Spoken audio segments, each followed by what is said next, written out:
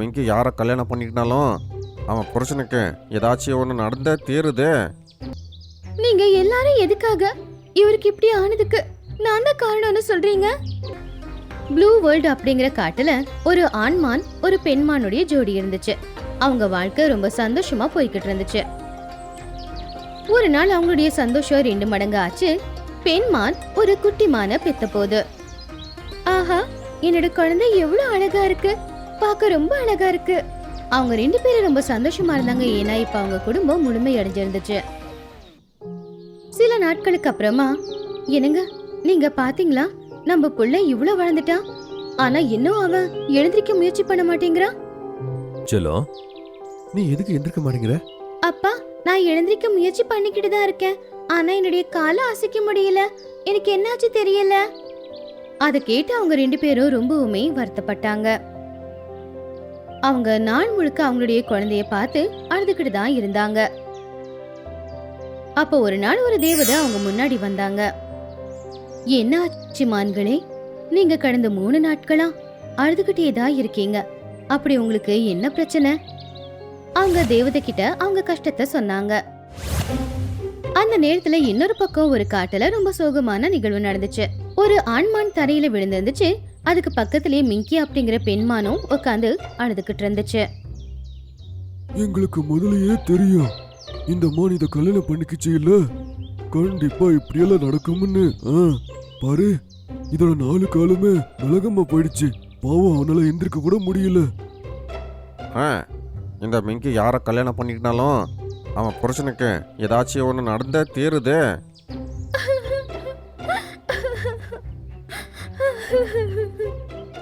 இப்படி பல விலங்குகளும் அதை பத்தி தப்பா பேசுறத கேட்டு பாவம் மிங்கி மான் ரொம்பவுமே வருத்தப்பட்டுச்சு.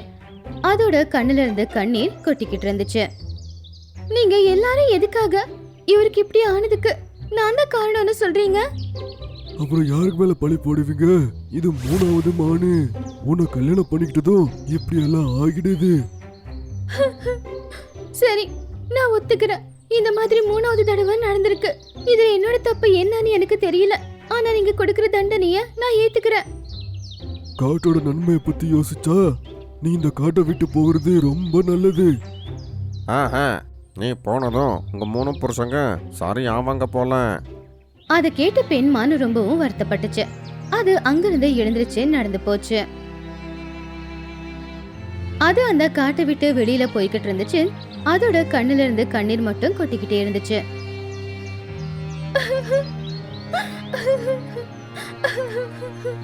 அட மானே, எங்க போற நீ? ரொம்ப சோகமா இருக்க நீ. உங்களுக்கு இந்த ஸ்டோரி பிடிச்சதுன்னா லைக், கமெண்ட், ஷேர் கண்டிப்பா பண்ணுங்க. கூடவே எங்க யூடியூப் சேனலை நீங்க சப்ஸ்கிரைப் பண்ணுங்க. ஆமா, நான் கவலையில தான் இருக்கேன். நான் இது வரைக்கும் 3 பேரை கல்யாணம் பண்ணிருக்கேன். ஆனா எனக்கு கல்யாணம் பண்ண உடனே அவங்க 3 பேருக்கும் கால்ல இருந்த பலம் போயிடுச்சு. எனக்கு நல்லா தெரியுது, நான் ஒரு அபசகுனம் படிச்சவ. அட, இதுக்கெல்லாம் நீ கவலைப்படலாமா? இந்த காட்டுல உனக்கு தொந்தரவா இருக்குன்னா நீ ப்ளூலேண்ட் ஜங்கிளுக்கு போயிரு. ப்ளூ வேர்ல்டா? ப்ளூ வேர்ல்டுக்கு வா, நான் உன்னை கூட்டிட்டு போறேன்.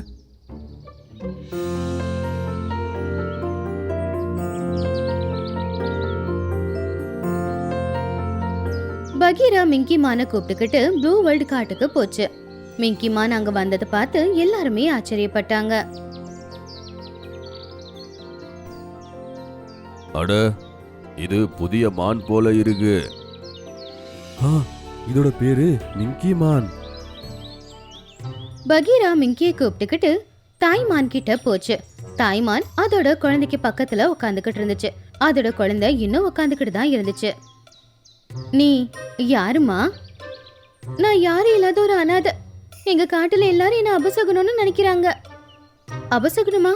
ஆனா அப்படியே நினைக்கிறாங்க. ஏன்னா நான் யாரை கல்யாணம் பண்ணிக்கிட்டாலும் கொஞ்ச நாள்லயே அவங்களுடைய காலம் அவங்க பலத்தை இழந்துருது.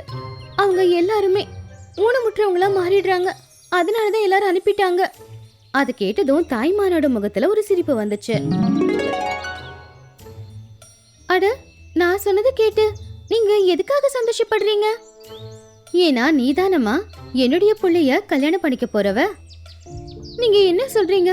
உங்க பிள்ளையும் என்ன கல்யாணம் பண்ணிக்கிறதுக்கு அப்புறமா அவருக்கு கால் போயிடுச்சுன்னா என்ன பண்றது? என் பிள்ளைக்கு தான் ஏற்கனவே கால் வராதேமா. நீ உன்ன அபசகுனம்னு நினைச்சுக்கிறியே, அது ரொம்ப பொய்மா. எனக்கு ஒண்ணுமே புரியலையே, நீங்க என்ன சொல்ல நினைக்கிறீங்க? நீ என்னோட பிள்ளைய கல்யாணம் பண்ணிக்கோ, அப்போ உனக்கு எல்லாமே புரியும். அப்போ எல்லா விலங்குகளும் ஒரு இடத்துல ஒன்னா சேர்ந்தாங்க. அங்க பெண்மானுக்கும் ஆண்மானுக்கும் கல்யாணமும் நடந்துச்சு. இங்க பாருப்பா, கொஞ்சம் எழுந்திருக்க முயற்சி பண்ணுப்பா. அப்படி தாய்மான் சொன்னதுனால புள்ளமானும் எழுந்திருச்சு நிக்க முயற்சி பண்ணி எழுந்திருச்சு நின்னுட்டான். அத பார்த்து மிங்கி மான் ரொம்பவும் ஆச்சரியப்பட்டுச்சு. மத்த விலங்குகள் எல்லாருமே சந்தோஷத்துல குதிக்க ஆரம்பிச்சாங்க. நான் என்ன பாத்துக்கிட்டு இருக்கேன்? என் கண்ணை என்னால நம்பவே முடியலையே. நான் உனக்கு நடந்தது எல்லாத்தையும் சொல்றேம்மா. என் புள்ள பொறுக்கும் போதே அவனுடைய கால்கள் எதுவுமே வேலை செய்யல. நான் ரொம்ப வருத்தத்துல இருந்தேன். அப்பதான் ஒரு நாள் ஒரு தேவதை வந்தாங்க. ஆமா, நான் ரொம்ப பெரிய கஷ்டத்துல இருக்கேன். என் புள்ளையோட கால்கள் வேலை செய்ய மாட்டேங்குது. தயவு செஞ்சு அவனை காப்பாத்துங்க. கவலைப்படாதே தாய்மானே, ஒரு மான் உன்னுடைய காட்டுக்கு வரும். அந்த மானை கல்யாணம் பண்ணிக்கிட்டதும் உன்னுடைய புள்ள தானாவே குணமாயிடுவான். அந்த மான் நினைச்சுக்கிட்டு இருக்கும் அது அபசகணும் அப்படின்னு. ஆனா எப்போ அந்த மான் உன்னுடைய புள்ளைய கல்யாணம் பண்ணிக்குதோ அப்போ அது எல்லாமே பொய்ன்னு அதுக்கு தெரிய வரும். அது கேட்டு மிங்கி மான் ரொம்ப சந்தோஷப்பட்டுச்சு. ஆனா அப்ப அதுக்கு ஒரு ஞாபகம் வந்துச்சு. ஆனா நான் அபசகுணம் இல்லைன்னா அந்த காட்டுல நான் யார கல்யாணம் பண்ணிக்கிட்டாலும் அவங்களுடைய கால் எதுக்கு வேலை செய்யாம போச்சு?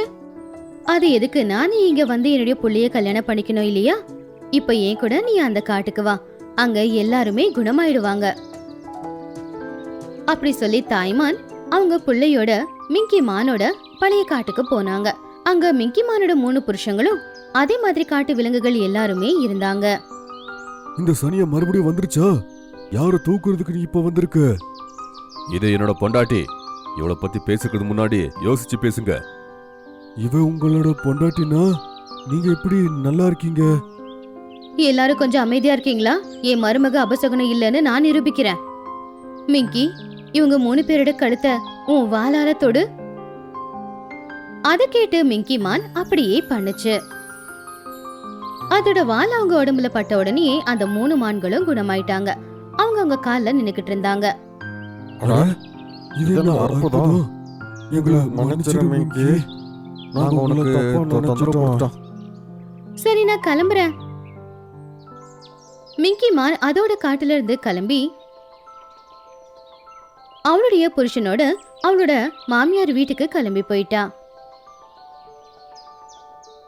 அன்னையில இருந்து அவ ரொம்ப சந்தோஷமா அந்த காட்டுல வாழ ஆரம்பிச்சா.